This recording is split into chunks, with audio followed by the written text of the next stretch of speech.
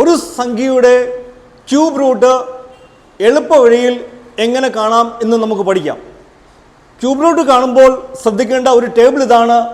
0 വന്നാൽ 0, 1 വന്നാൽ 1, 2 വന്നാൽ 8, 3 വന്നാൽ 7 എക്സെട്ര. ഇതെങ്ങനെ വന്നു എന്ന് കാണാം. 0 × 0 × 0 0, 1 × 1 × 1 1, 2 × 2 × 8, 3 × 3 × 27, 27ൻ്റെ ഒറ്റയുടെ സ്ഥാനത്തക്കം 7. ചോദ്യം ഇതാണ്, find the cube root of 15,625. കാണേണ്ട സംഖ്യയെ 3 സംഖ്യകളുടെ ഗ്രൂപ്പായി തിരിക്കുക.